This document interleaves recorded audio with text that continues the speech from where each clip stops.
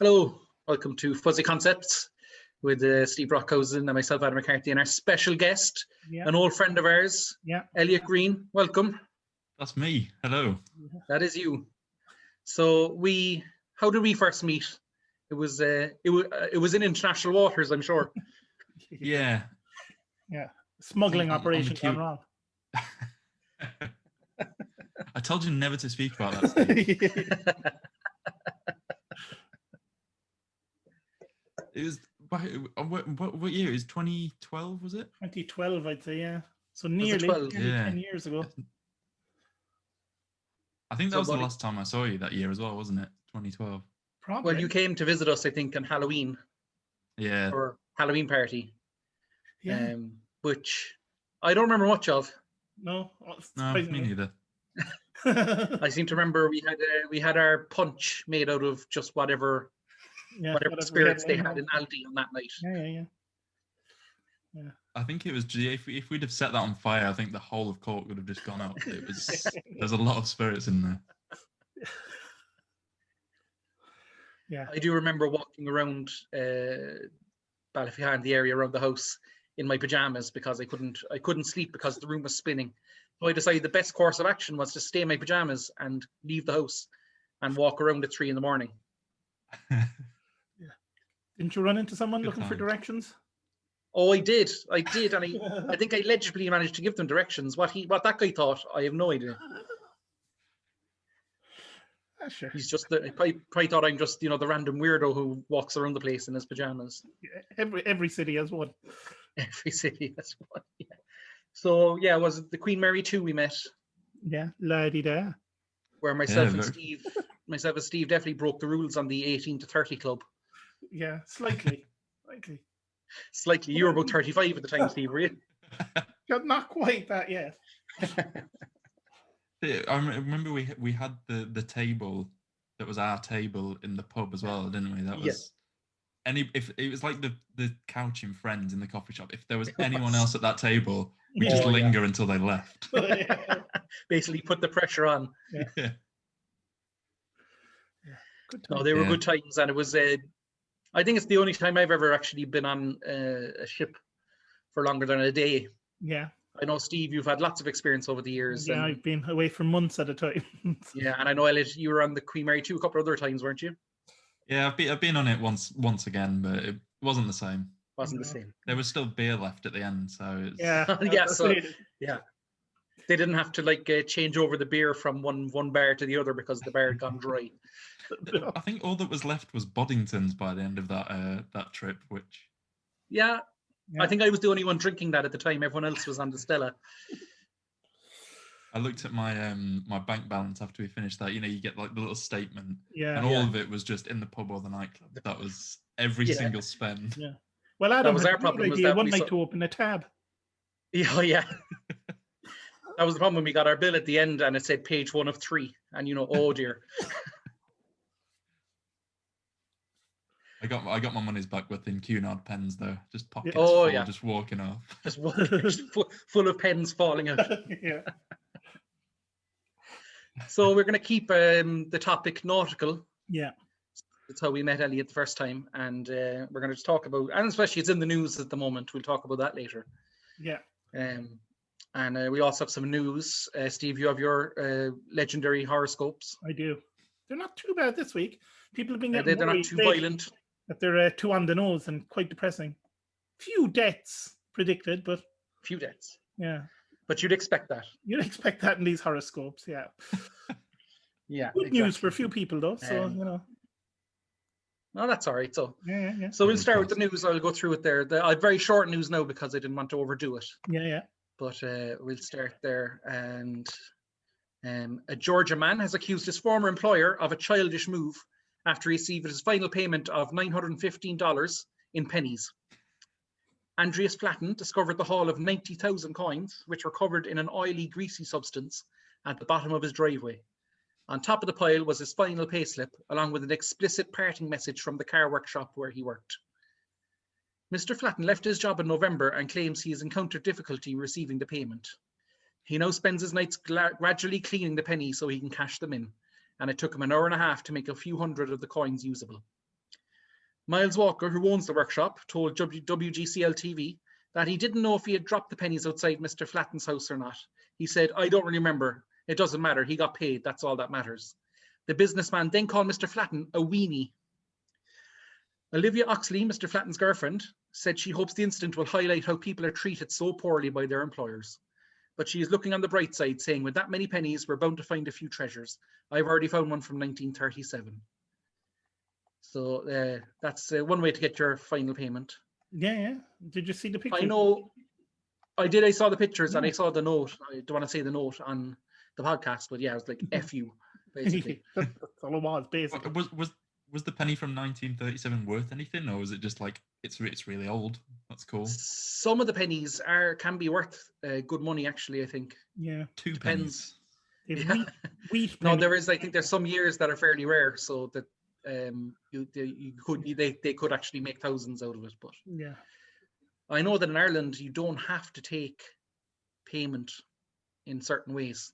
Yeah, I think coins are only allowed up to about €10 or £10 or whatever Yeah. the deal is in law. I don't know. Yeah. I think that's all So- coins are allowed to be used for, other than Yeah. €1 and €2 coins, I think.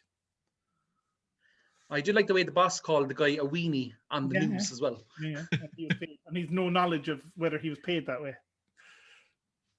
He decided already there. Someone was saying though that because they're covered in oil or grease or whatever, that you can call the environmental agency because it's a form of pollution. Yeah. Well, they And- do them for pollution. Doing for pollution. Yeah, That's one way to get back at him. yeah. We'll move on next, and we'll go for a house that, Steve, I think you'd be interested in. Yeah. A Massachusetts woman noticed something strange about the for sale sign outside a home in her neighborhood. On top of the sign, with the name of the broker and their contact information, was another sign with the words "Not Haunted" in big red letters. Yeah, well, I believe him. This just went up around the corner, and I have so many questions, Margaret Bloomstein wrote in a tweet this week that include an image of the sign. The house is west of Boston, but Bloomstein didn't want to say exactly where to respect the homeowner's privacy. She reached out to the real estate agency to learn more about the sign, but they knew nothing about it at all.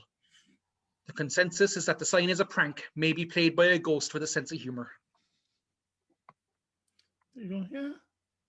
There's a house in Leeds over here that part of the garden I think belongs to the council because the guy who owned it, his dying wish was to be buried in the back garden. Oh, So you just sort of so basically you have your own corpse in the garden. Lovely. yeah. Well, when we moved into the house, into my house, the back garden was done up lovely and whatever, but there's a tree in the middle of the back garden and a very suspicious mound of earth by the tree as well. I've never dug it up to see what's in there. You know, the previous owner Probably, or maybe yeah, God beloved knows. family pet. I don't know, but there's definitely Could have been a something family buried pet. by And that I know. tree. I never noticed that actually, and it's weird that because we did dig up some of the garden for a film we made. Yeah, but not that area. Just We in didn't case. go. We didn't go to that point. That was all right. Yeah, just in case. But we were worried about what we might dig up, but no, it was nothing. Yeah. So I'm sure it's fine. They probably get more for it being And we haunted. moved- People like haunted places. They do. They do. We go for our last story, and this one's about a man having the worst luck and then having the best luck. Oh, nice. So a Tennessee man was able to turn his luck around after finding his missing $1 million winning lottery ticket in a parking lot, remaining where he dropped it even on a blustery afternoon. Sparta resident Nick Slatton learned on March 11th that he'd won a drawing with all matching numbers on a ticket worth $1,178,746. I was stunned and I couldn't believe it, said Slatton, who bought the winning ticket at a local grocery store the day before the draw. Slatton rushed to his fiance's workplace to share the news, then continued running errands, including taking his brother to buy a car part, followed by a stop for lunch. Within an hour, Slatton went from ecstatic to panicked when he realized he didn't have the ticket anymore. And to make matters worse, if a player loses an unsigned ticket, anybody can claim it, the lottery said. So Slatton immediately began retracing his steps, eventually leading him back to the auto parts store where he saw the ticket lying in the parking lot. It's $1 million ticket and someone stepped right over it, Slatton said. He was able to retrieve the ticket, which somehow didn't get blown away, and claim his prize. With the winnings, Slatton told the lottery he and his fiancée planned to continue working, upgrade their cars and buy a house of their own, as well as make investments. He said the couple hopes to live life without a whole lot of worries. So there you go. You know, they might invest. So in I imagine that 2 hours in his life was probably the worst 2 hours. Probably. It sounds like the plot of My You say Name. he found it outside an auto parts shop. He brought his brother to buy a car part, I think, and he must have fallen out of his pocket or something. Was it the same place as the guy with the greasy pennies? I wonder if that's the Could whole be. connection. That could be. That guy could have like stepped over the ticket multiple times with his greasy pennies, Yeah. What and that was just pure karma. What a weenie. Yeah. Which is also the name of the garage. Well, pure karma. Pure karma. Yeah. Do you think we could get onto the lottery winners? They might fund the show. Do What's that, Steve? you think we could get onto the lottery winners to fund the show here? I don't see why not. They're looking to They're invest. probably feeling generous. They're just looking for investments. Yeah. I mean, we're the new GameStop. Yeah. If anyone's going to In that we're a company that's useless and out of date. Yeah. And worth nothing. Yeah. But definitely. Yeah. I think we'll have to get on to Mr. Slatton in Tennessee. Ask him for a loan. Even just 20 quid. That would do. Get a few Maybe cans like or something. Maybe a chocolate bar as well. Just Yeah, a chocolate bar, yeah. That's all part of the investment. Yeah. Gotta keep your energy up. That's it. Although if you were to eat chocolate I'd bars, also like to it could be disastrous. I'd also like to put on a record of thanks to Elliott and his fellow Brits. Apparently they're going to give us 3.8 million vaccines that are spare vaccines apparently. Yeah. Yeah, I haven't had mine yet, so I don't know how to spare. I'll have yours. It's grand. We need them. Yeah. I think Steve's getting yours, Elliott, and then we were sending one of ours over to you. But that might not even be a coronavirus vaccine, I'm going to be honest with you. It'll be anything. I'll take it. That's just going to be a mystery syringe. It's a syringe full of Beamish, that's it. Lovely. Yeah. Yeah. And it's, of course, if the EU and the UK governments are listening into this podcast, we have not paid any import tax on Elliott for this. Oh, yeah. So he's It did take a while for him to get through the ports, all right, but I got there. The paperwork was very thoroughly filled out. it was all filled out. I don't know. That's what I like about this podcast is that we make it look like that everyone's in a different room, even though we bring everyone over to the studio. That's a little behind the scenes magic. Yeah, I don't know if Elliott saw in Ireland where they eventually put in mandatory quarantine for people coming from a list of countries where they're brought by the army to this hotel. And it was only running for a couple of days when 3 people have escaped from the hotel and are on the run. So I just like the fact that they just walked out and just no one said anything. Have a nice day. Yeah. But that could be something for us to do now is hunt these people. Hunt the people who've escaped hotels. Keep the country going. Yeah. Yeah. We're aboard in lockdown, so just let us go out in our cars just to try and hit them. I mean, find them. Yeah. Be like the Salem witch trials, just start accusing people of leaving the hotel quarantine. Oh, God. So enough about putting any possible criminal charges ahead of us as evidence. So it's a nautical theme this week, Steve. It is.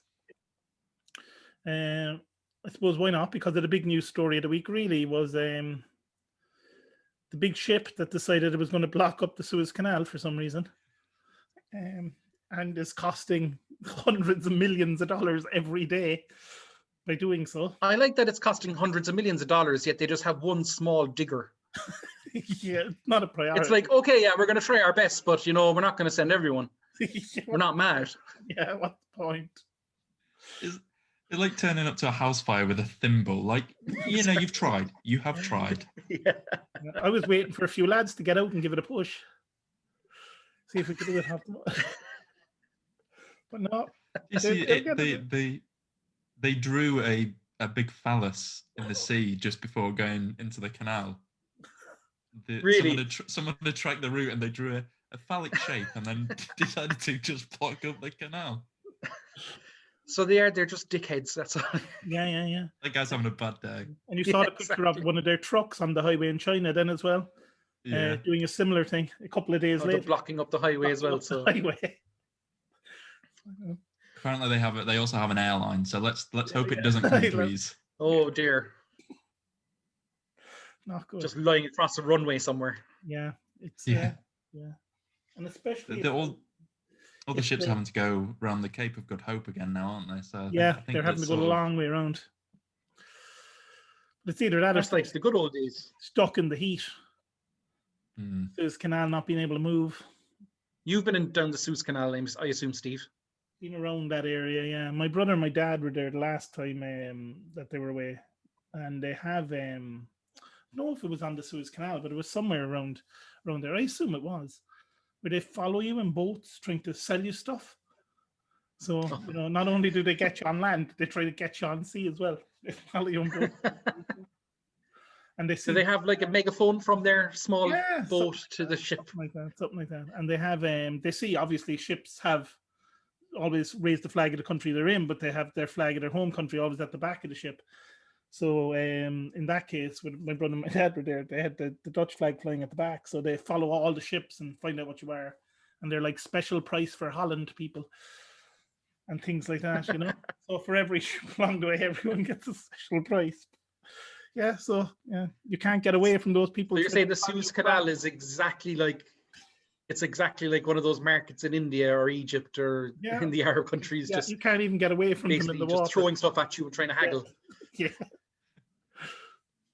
Exactly. It's a strange place, but it does definitely cut off a lot of time in traveling. Yeah. I just feel sorry for all the people who ordered off wish.com. Yeah, they're in trouble now. Because that is clearly the one ship per month that comes from the Wish warehouses to Europe. Yeah. It's the ship that you get if you order a ship on Wish. Yeah. That's it. There's in those containers, there's definitely small ships inside them. So, Steve, your dad is a retired ship captain. He is a retired ship captain. Yeah, he worked in the Dutch Merchant Navy for over 40 years anyway, till he retired a couple of years ago. So yeah, I used to get to go away with him and sail around the world on cargo ships. Yeah, I was going to ask, like, what were the facilities like on a container ship? You got your meals twice a day, and that was about so it. like prison. Yeah, it was. Yeah, not too far. You read a lot because it's they're also not the quickest.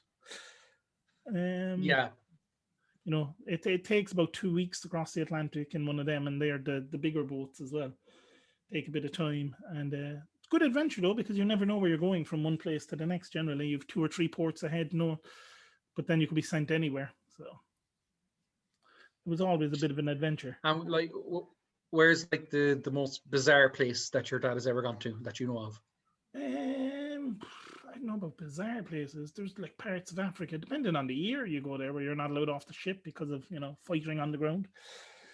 Oh yeah. We went to in 1996 when I was on the ship. We went to Honduras port called Puerto Cortez, and I remember it for a couple of reasons. One, before we arrived, a load of police officers had been shot by whatever faction of terrorism was going on there at the time. So the army were on the streets, wandering around with their guns. And also their hospital that they had there had a big sign up, and it was just, I'll never forget it. It said, "Hospital now open 24 hours. Oh, good. I don't know what they used to do before that. If you had a heart attack, please have one between 9 to 5. I also remember you told me a story about how you brought down the Soviet Union. Yeah, I was in. I've been to Russia a few times, but I've been to the Soviet Union as well. We were in Tallinn, in Estonia, as it is now, but it was part of the Soviet Union when we were there in the early 90s. And yeah, I could well have been, probably am the last Irish person to have been in Tallinn before it left the Soviet Union, because I think the fighting started about 3 days after we left. And it was which just explains everything to me. Yeah, I know. Knowing you, Steve, it just explains everything. And 2 weeks later, it wasn't part of the Soviet Union anymore. And hasn't been since. And it hasn't been since. Might be again someday. Who knows? But there you go. Yeah, Russia was a strange place. Strange place. I remember you'd have to book time slots to do anything. That's like no. Yeah, it's very much. Actually, yeah, the restrictions under COVID are very similar to living in Soviet Russia, I'd say. Without having to stay in your house all the time. That aside, everything else is pretty much the same. It's similar. It's just we have apps to do it all now instead of just queuing up outside. Yeah. That's it. That was the problem with the Soviet Union, is it just looked bad with all the old women queuing outside the shops. If they all had apps on their mobiles, it would have been fine, because there would have been no queues. No click and collect in those days. You just had to go in for your time slot and get what you were getting. Yeah, But, that's it exactly. They were happy though, probably. Happy they were, kind of. What did they want? Meat and vegetables?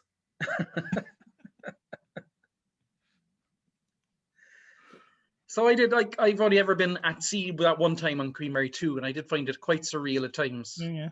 Especially with the no phone signal. Yeah. Which I found it quite refreshing odd that you'd all go be in the pub one night, you'd be like, right, we'll meet again tomorrow at 6. Yeah. Exactly. Yeah. You can't message someone, you just have to hope they turn up. Yeah. Exactly. It is like the old days. We'll meet you at this place at 3 o'clock or whatever. But I found that liberating, actually, the lack of phones, and it definitely made the quiz night in the bar very. Yeah, no cheating at quizzes. There was no cheating at quizzes, which made me very happy. Yeah. You don't like. Did we ever win? I can't remember. Oh, we won. Well, myself and Steve and I can't think of their names now, but they were an older couple. From Middlesbrough. But basically, we were a team of 4. Who were they? They were from Middlesbrough, I think, somewhere that area. They were from Yeah, it was Craig, the guy from Middlesbrough, his mum and dad. Yeah. We were a quiz team. I think we won a good few times. We won 3 or 4 times, I think. Yeah. We knew a lot of different things between us all, which always helps in a quiz. One thing I will remember from that trip is when the 4 American lads who were going over to Southampton to study for a semester. So and they were in the smallest room. It was a middle room. There was no window, and 2 of the beds pulled out from the ceiling. Yeah. And they obviously had everything ready for a full half a year in Southampton.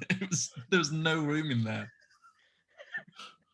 It was basically, it was like Lego, the way they'd set up all their bags and things. I mean, myself and Steve's room was kind of small as well. Yeah. That was only 2 of us. Yeah. But like 4 of them and all their bags, yeah. No thanks. I don't think that nightclub has ever seen the likes of what happened when we were on there again, or ever will. It was a perfect storm of people. Yeah. Perfect storm of people, yeah. If you just suggest something and everyone just goes, yeah, we'll do that, no matter how ridiculous it is. That's my life, isn't it? That's your life, pretty much, Steve. You're the one generally who just says, why don't we do this? I also remember the young guy, Charles, who was going to enter the talent show, and we decided we were all going to make signs and go down and support him. Yeah, and then I think he didn't in the end. I think he chickened out. He chickened out, and we all came down there saying, it was probably our fault, to be fair. Yeah. The guy's about 16, and there's like loads of us coming down, smelling your booze. There you go. So will we move on to our nautical stories / stories? What do you have? All right, I've got a few mad ones here. So these are just quick little paragraphs on things, and then I've got some superstitions. The first one is called Sea Monster. In 2003, scientists tagged electronically a 9-foot great white shark in Australia, and then they go and they check the data on that. And one of them showed the animal plummeting 1,900 feet in a matter of seconds, and its body temperature increased by 20 degrees. And the only explanation is that it had become a meal for something even bigger. So today they have no idea what it could have been. A giant ocean monster, an old, shark from the Jurassic times, or as people suspect, it could well have just been a sperm whale. But we don't know. The Mary Celeste is, I suppose, the most famous one of these cases anyway. In 1872, the ship was discovered floating aimlessly off the coast of Portugal When it was boarded, all the crew were missing, their belongings were still in place, and there was no signs of a struggle. However, the ship's only lifeboat was missing, and to this day, they have no idea what happened to any of the crew there. It was just found, just Floating sailing around the place by itself. sailing around the place, yeah. Then There was a boat that came to the. It wrecked off the coast of Cork a couple of years ago, and I think it was like the company had gone bankrupt or something like that, and the crew just decided to feck off, and they just left the boat floating away across the Atlantic, and it ended up in Cork. Yeah. It used to happen a lot in the old days when there was like storms and things. People would just say, "Nah, I'm getting out of here. Forget it." It's island. So, I don't know. Wasn't there a boat full of cocaine that crashed in Cork a while ago? Yeah. Oh yeah. Yeah. That was pretty funny. Wasn't it off a yacht or something? Yeah. And then they found a guy like collecting the stuff off the sea, off the beach. Yeah. It's always a guy and a dog, isn't it? Yeah.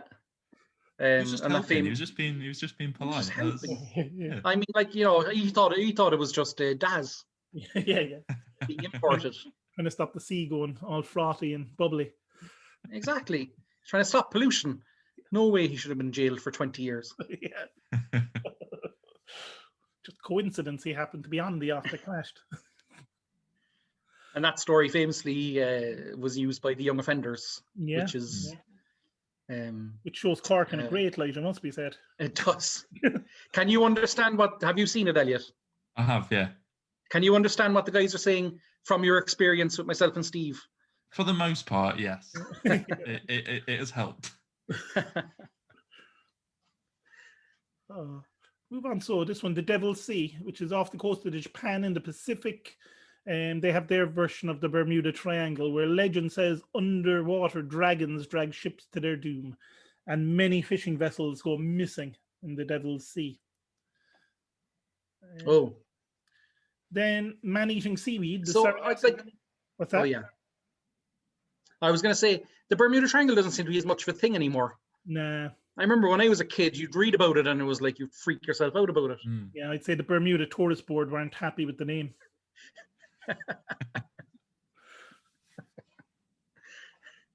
Man-eating seaweed. The Sargasso Sea is famed for its accumulation of dense brown seaweed, but legend has it that within this is a type of man-eating seaweed that is responsible for cases such as the Mary Celeste and other ships that have been found without crews, although there's never been a documented type of seaweed that eats human flesh. The superstition still lives on. Yeah. Yes. Yeah, exactly. They would know, like, it would eat you as soon as you try to find it. Maybe the seaweed is just, smart. This is an old Irish one, which is Brazil, or High Brazil, is a mythical island off the coast of Ireland in the Atlantic, off the west coast of Ireland, it should be said. It's not like people just saw, Wales and thought, oh, Jesus, an island. It's the other way. It's said to have been cloaked in mist and only visible once every 7 years, when even then it is unreachable. What adds to this mystery, though, it's appeared on many maps from 1325 even into the 1800s. And it's called High Brazil. Or Brazil, Brasil, as opposed to the other country with the Z. Which is strange that we do have a country then called Brazil. Yeah, you can look at a lot of maps and it's there. It's just a little tiny island off the west coast. I know that there's streets in Ireland named after it as well. Yeah. But there you go. The Dundee Star was a Scottish bark, which was a ship with more than 3 masts. That was also abandoned by its crew off the coast of Midway in strong winds. See, they're kind of lads now who chickened out because the weather got a bit nasty. Apparently, the ship sailed without a crew for 4 years around the world before resting back at Midway at the exact spot its voyage had started. Really? Apparently so. And then, so it was like a homing pigeon of the ship world. Yeah, exactly. And then the most suspicious man in history, Frank Tower is his name. What makes him special, or a suspect in my eyes, is he survived the sinking of the Titanic, the Lusitania, and the Empress of Ireland.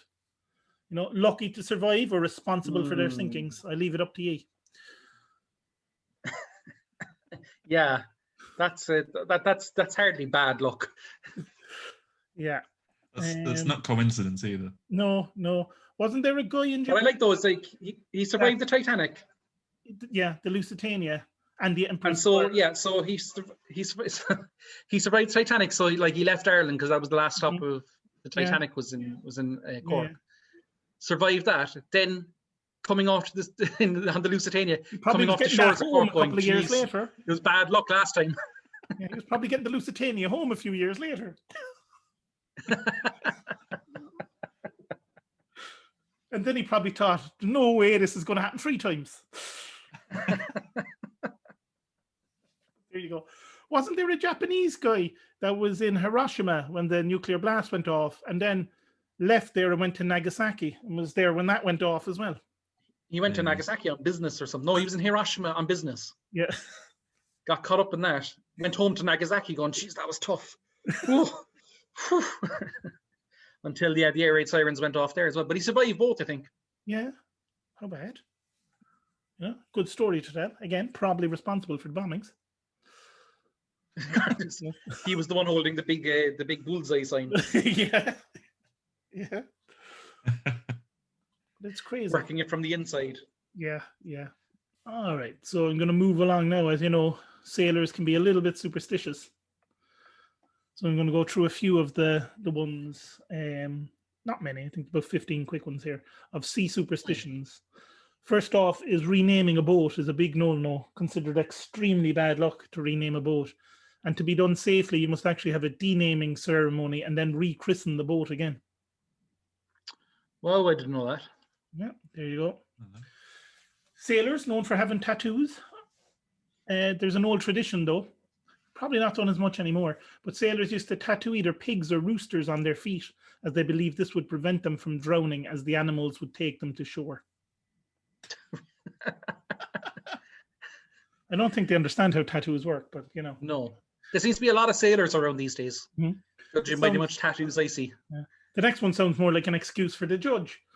For fishermen, it's considered unlucky to head off for the fishing season without having spilled blood either in a fight or an accident first. So do not go to any coastal pubs. No, not near fishing before the fishing season. Yeah, it sounds to me like just the judge. It's tradition, Your Honour. Yeah. It's good luck to set odd number of nets when you're fishing. Here's one of the people from, what was that one? Was it Hot Shots, the first one? A hat overboard. Losing a hat overboard was a sign the voyage would be a long one in the old days. Do you remember that in Hot Shots when he loses his hat? No. And he wants I must watch. I haven't seen that in years, to be fair. He wants to send 2 sailors in a dinghy circling it till they get back. This is one I suppose the one. What's that?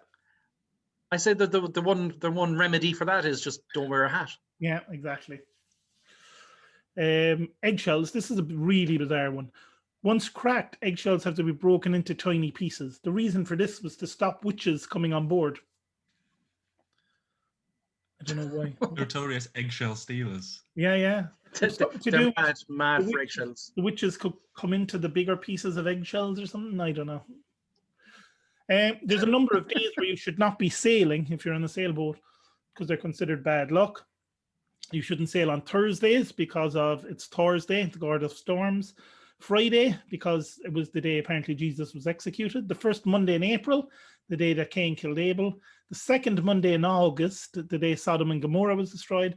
And the 31st of December, which was supposed to be the day Judas hanged himself or hung himself. Do you hang yourself or hung yourself? I don't know.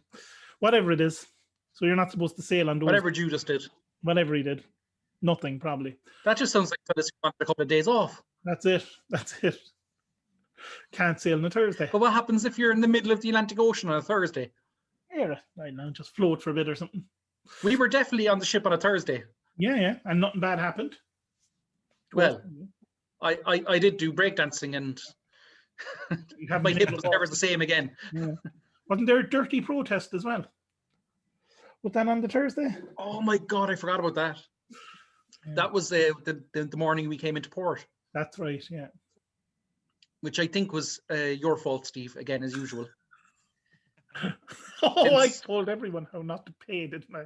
Well, not so it was a thing on Cunard that, you you automatically pay a certain charge for tipping, so that you don't have to tip during the journey. Yeah.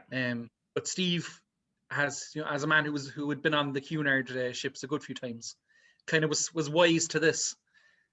So basically, you had to go up to the counter in the reception and say, "Oh yeah, we don't have to pay that. We're going to go our own way." And unfortunately, Steve went around telling everybody on the ship. Nobody got tipped, probably. Yeah. No, I did. When I was very drunk, I was tipping the barmaid I fancied. Yeah. With far too much money. Yeah. And we gave the steward everything we had left on us before we disembarked. So wasn't a lot, but yeah. So $3 in greasy pennies. Greasy pennies. Well, this was, oh my God, I remember, I don't know who came across it first, but it was like right on the steps going down to the cabins, and it was horrendous. Yeah. It was just a massive pile of shit. I can't say anything else. That's all it was. I blame DJ Chris. Yeah, probably. We'll get on to him in a second, actually. Chris. There's certain words you can't say on a ship: drowned, goodbye, good luck, as well as the words such as church, pig, foxes, cats, and rabbits. And fishermen in particular don't like when you use those words. Because I know a guy who was a lobster fisherman, and he used to drive them all mental by constantly talking about pigs over the radio. I'm surprised they didn't throw him into the sea, to be honest. What a bastard. It's bad luck to stir your tea with a knife and fork. That's just bad anyway. Yeah. It's bad luck as well to pass the salt directly to another sailor. So you have to put it down the table and they have to pick it up themselves. You can't just hand it to them. In order to bring good luck, Scottish fishermen would start a trip by throwing a crew member overboard and dragging him back on board again. Practice. That's fairly mean. Yeah.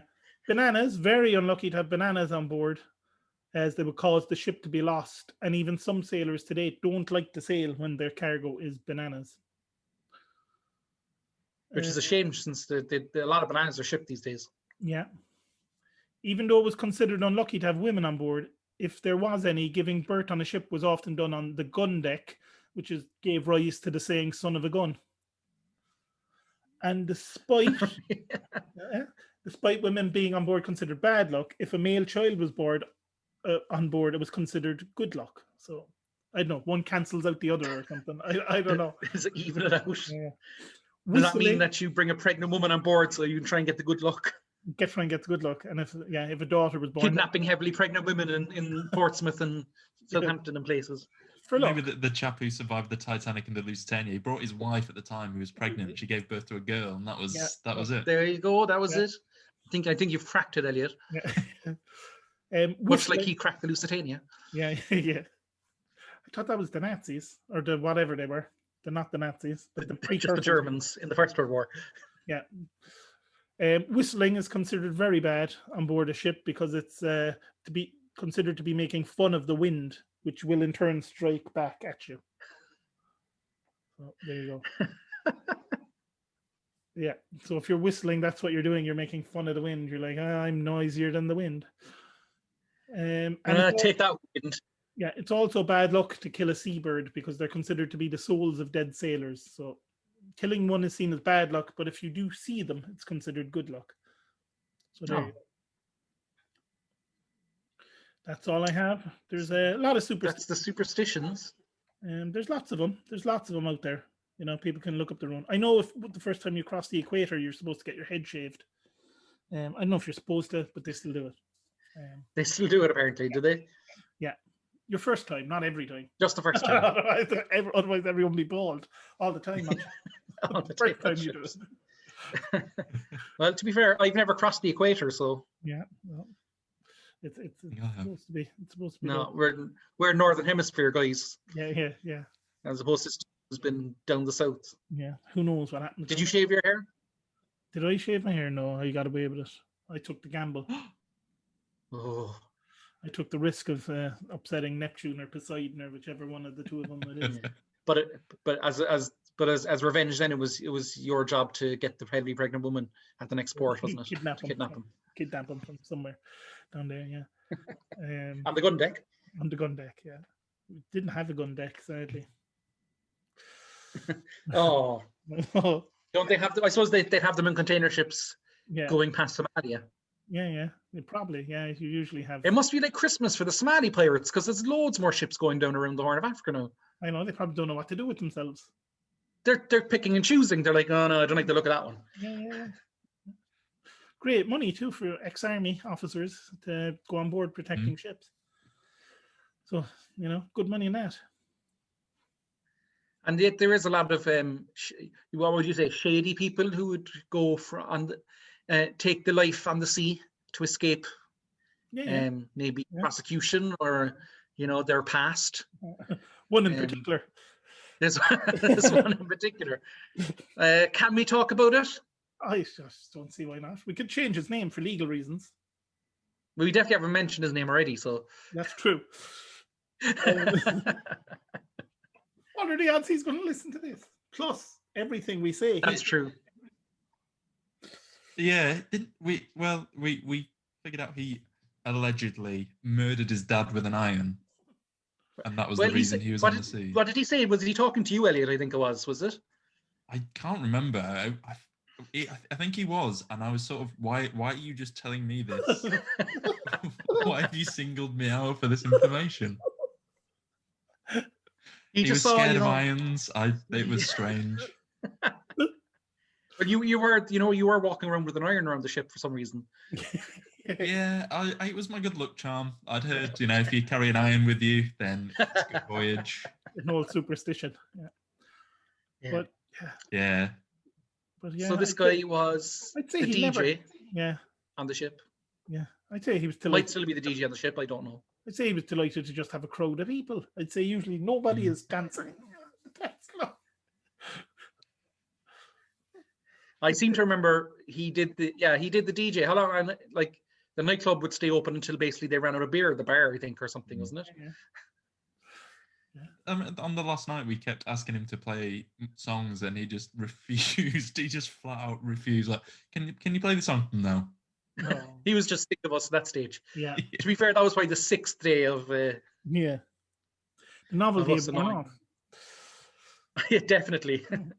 I went on the QM2 again like 2 years later, and he was the DJ. He was still there, and I remember speaking to him. I said, I was on a couple of 2 years ago with some friends. We were always in the nightclub. And oh yeah, I remember. He knew. He knew. Our legend had carried on. Yeah. But good to be fair, our group of people, it basically by the end of the voyage, we had the guy who used to check the passports with us. Yeah. He joined in once he was finished checking all our passports. Wasn't your man from Abercrombie and Finch there as well at one stage? Didn't he buy us? Oh my god! Oh yeah, I completely forgot about that. Yeah. He was creepy. He was a strange guy. I looked him up afterwards, and yeah, he was a strange guy. Yeah. Asked one of our friends to go back to his room or something. The guy's like 60, with a face like a melted carrier bag. Hopefully he doesn't listen to this, and I apologize if you do. But oh my god, yeah, that's creepy. I forgot about that completely. Actually, no, and I can actually see his face now. Yeah, I'll have to look him up after. It's haunted. It's not one you forget. Yeah, it's a unique look. It's definitely my one abiding memory of the DJ was that he'd do the nightclub until whenever we finished. God knows what time that was, like 4 in the morning or 4:30 in the morning. But then he'd do the darts competition at like 12 o'clock in the bar, and we go down and play darts, and he was just there and just looking miserable. Oh yeah. Miserable. I don't think I saw him smile once. The unions wouldn't be a fan of that, him doing 2 jobs. Oh yeah. That was it, dodgy. But I mean, if you're going to murder your father with an iron, what are you going to do? Yeah. What better place to hide out than at sea? I just love to know where he got his music from, because obviously he had fairly up-to-date music, I seem to remember. Yeah. So does that mean then, when he's in port, he's in the internet connection, he's just trying to download what's in the charts, or But that was the other thing, wasn't it? Because we had no internet, didn't Gangnam Style hit the week we were at sea, and we had no idea what it was. We had no idea what was going on. We got back and everyone was just, it was everywhere. Like, what's Gangnam what? It was basically like space travel. You're completely incommunicado. Yeah. When we got on the ship, it was Call Me Maybe. Yeah. And when we got off, that was done. It was Gangnam Style. So that cultural phenomenon completely missed us anyway.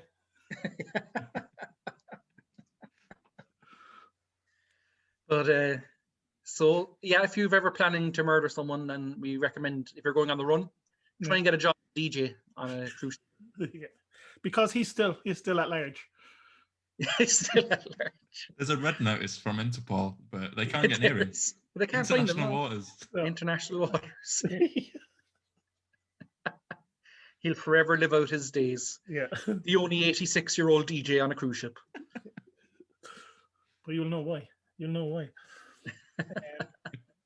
Will I go into my horoscopes before we talk about it and all the wonderful things that he does?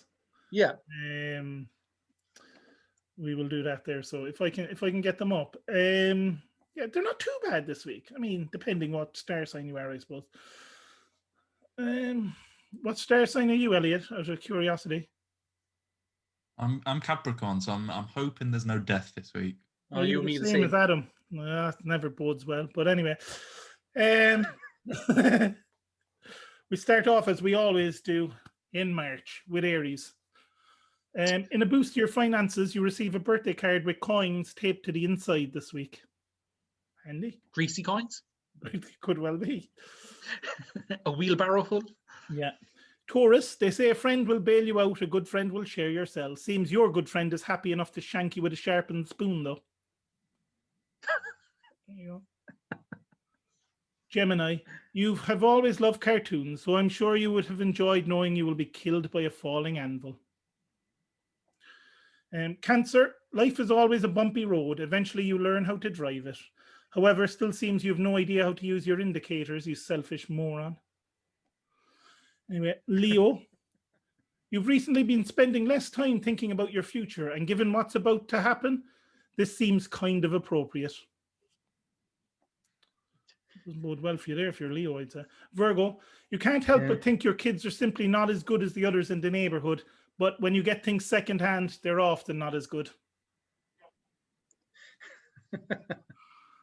Libra, kill them all and let God sort them out is maybe not the smartest sentence you've ever imposed as a judge, especially given the crime was only jaywalking.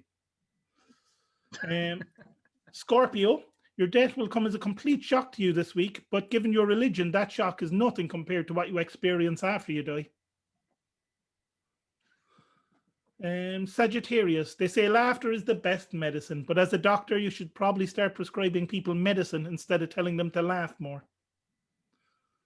Oh, Capricorn, you have a religious experience this week when an unprovoked knife attack leaves you with the wounds exactly like the stigmata of Christ.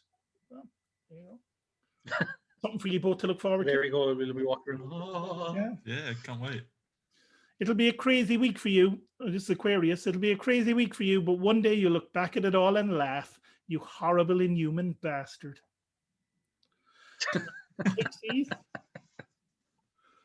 Pisces, you decide you're going to try for one more big job before you retire. The fact you clean the toilets at the local Indian is beside the point. But lucky for you, the chef is serving that slightly iffy chicken to ensure your wish can come true. Oh, God. There you go. What a way to finish the horoscopes. It's your horoscopes for this week. Lovely. Oh, my God. How do you follow that?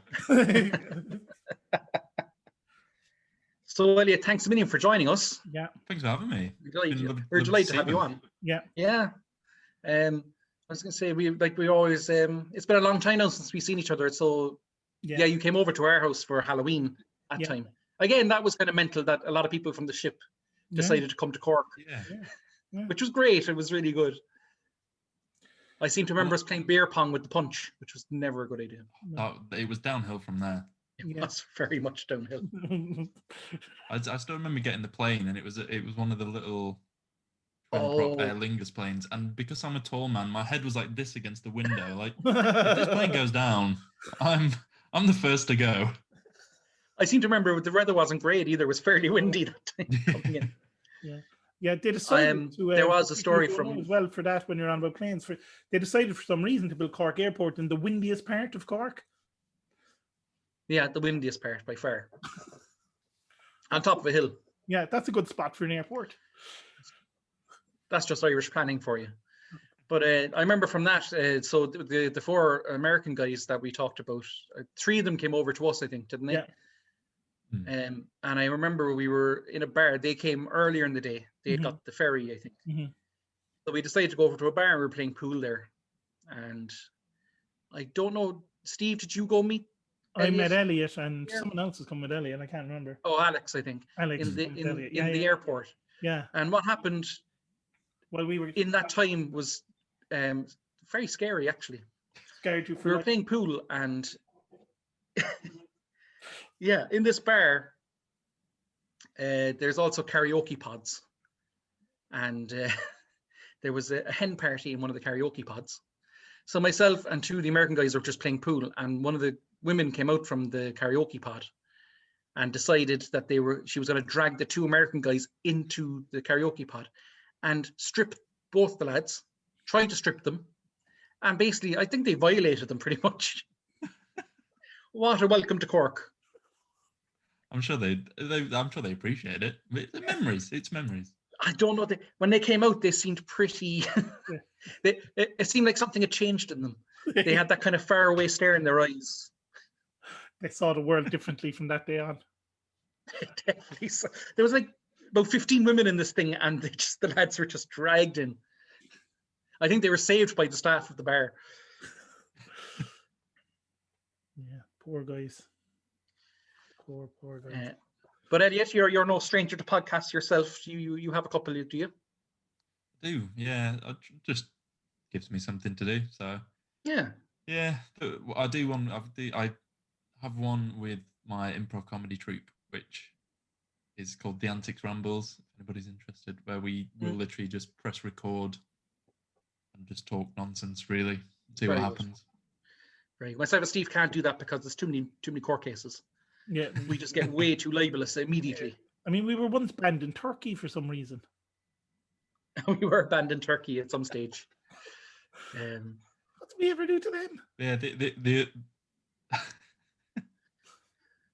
the other podcast I do, when all the pubs were closed, I went around Sheffield where I live, posted a picture of a pub a day that was closed, like wrote a little bit about it, said why I missed it, and after that, when the pubs opened again, I thought I may as well I like to talk to people and I like to drink beer, so we'll just combine the two and just started chatting to sort of pub owners and whatnot about last year and how it's been going. So, and then the pubs closed again, so I was sort of that's me done. Yeah, well, that was one thing that really got me through the last lockdown was where your posts about the pubs. I just enjoyed like every day seeing them coming up and just reading your little blurb about them, and it was just nice. It was nice to see different things when you're locked down and you can't go a certain amount. It's nice to see other parts of the world. I only nearly forgot to do it twice because I was hungover. So no, you did. You kept it up. It was very good. 2 out of 100, I think. Maybe I'll have to do it again and go around and just get absolutely hammered when they all reopen again. Well, that's the definite sequel. Oh yeah. But you can't do it over a base of weekends, but do it live. Yeah, you've got to write the blurbs while drunk. It's only going to end badly. So smash the keyboard. So are these all craft beer places? Are you a man for craft beer? I'm a man for many beers. Beers. It started just the pubs near where I lived and then sort of branched out further, and pubs that I've been in once. The reviews were very honest. I think I did a review of one, posted a picture of one and just said how it was the worst bar I've ever been in my life. Which I didn't tag them in that one. I thought maybe I won't. Maybe not. Yeah. Did that bar have a flat roof? No. That's what I seem to know from British pubs, is that that's the kind of indicator that if a pub has a flat roof, don't go in there. Yeah, Because it's probably rough. They'll serve Carling, Guinness, Strongbow. That's it. That's it. And their busiest times are usually 2:30 on a Wednesday. Yeah. It's one of the, if you walk in, you sort of hear the record scratch. Everyone turns and looks at you. It's kind of like here if they're serving Murphy's Red on tap. Yeah. It's probably a danger sign. What's that, Steve? I said it's like here if they're serving like Murphy's Red on tap. It's probably a danger sign. Oh, yeah. Which I think I've only ever seen in about 2 pubs. But 2 rough pubs. Yeah, I don't know. I'll have to go. I'll come over to Cork when the world's back to normal. I'll come see you guys properly. Excellent. Oh yeah, you can do a couple of reviews of Cork pubs. We'll bring you to the best ones. The better ones. Yeah, we'll stay away. Yeah, so there's a wonderful pub called the Holly Hill Inn, which closed. is very upmarket. Yeah, closed. Oh, it's closed, is it? Yeah, too popular. I was going to say its nickname is the Flying Bottle. That's gone. Oh, we'll have to bring him to the Old Reliable on Shandon Street then. The Old Reliable, the Homer. There's one pub actually I'd love to bring Elliott to, Eugene's. You know well, Steve. Yeah. Eugene's is great. Eugene's. It's on Shandon Street. Like going into someone's living room. Yeah, it's like someone's living room, but they serve the beer on a tab system and deliver it to your table. Yeah, and it's basically it's just like it's old people, and like I think the last time we were in there, we got sandwiches there. Their sandwiches are nice. Yeah, they're nice, yeah. And there was there was old people. There was like a young mother buggies. with her kid, and the mother was drinking pints. That's my kind An of open pub. fire. Yeah, can't go wrong. It's just one room, small, and a little barman who I like to think is mute, but I don't think he is. Yeah. In my head, I think he's mute. Yeah. He's like Teller from Penn and Teller. Yeah. That's what I And think. we'll take him down to our place. We go every Christmas, before Christmas, down to Ballinspittle to our buddy down there as well. Oh yeah, to what's the name? Hurley's in Ballinspittle, yeah. which is down by the seaside. It's lovely. Nice. Yeah. But the barman hates us. He's a bit like Basil. I won't ask why. Yeah. No, he loves being a barman. Yeah, he just in a bar. He just hates the customers. If he didn't have to deal with customers, he'd be fine. I've never seen a man audibly sigh when I've been ordering food. It's like, oh, nice. Oh, you want food, yeah? Oh, God. Crazy. So that's for the future anyway. I'd like to thank you, Elliott, for coming on. It's been great. Yeah. Great to catch up with you. Thank you for having me. And the Antics, is it the Antics? The Antics Rambles is the podcast. Yeah. Nice. So that's the one. I check that out. Check that out. Good fun. I know you're a great man for your improv. So so it's a great listen. It's taken me everything while talking to you two not to slip into a very terrible Cork accent. So I've made it through. You've done it. Oh, just about. We were trying our best. So thanks, guys, and we'll talk to you very soon. Good luck. Good luck. Bye-bye.